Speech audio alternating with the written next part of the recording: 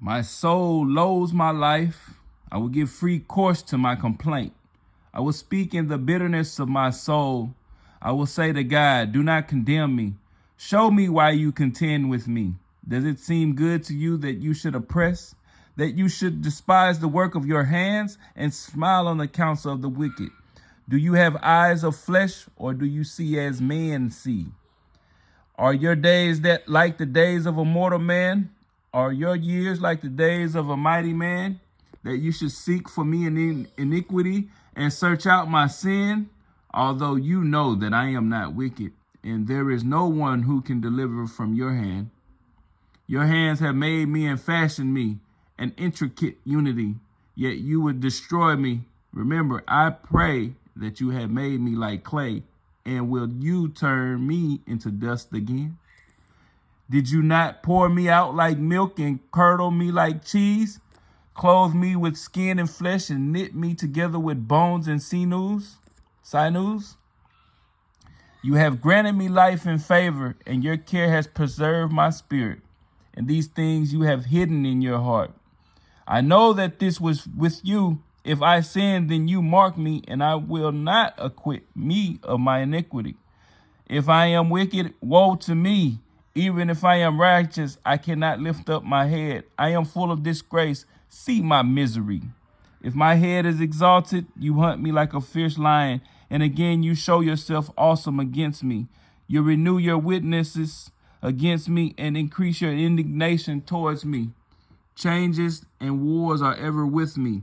Why then have you brought me out of the womb? Oh, that I had perished and no eye had seen me.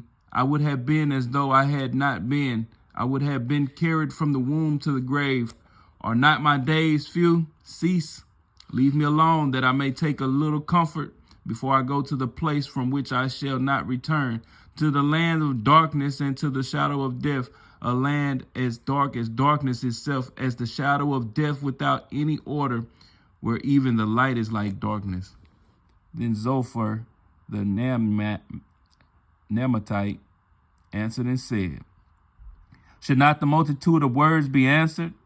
And should a man full of talk be vindicated?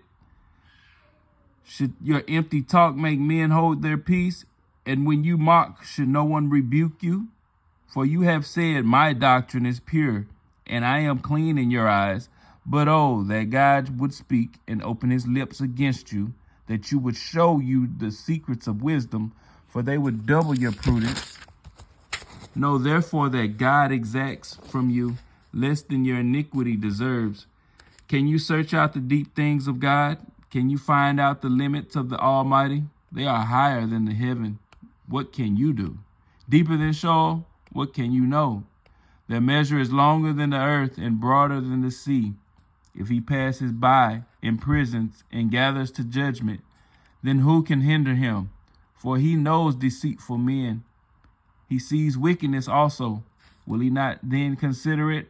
For an empty-headed man will be wise when a wild donkey's colt is born a man. If you would prepare your heart and stretch out your hands towards him, if iniquity were in your hand and you put it far away and would not let wickedness dwell in your tents, then surely you could lift up your face without spot. Yes, you could be steadfast and not fear, because you would forget your misery and remember it as waters that have passed away, and your life would be brighter than noonday.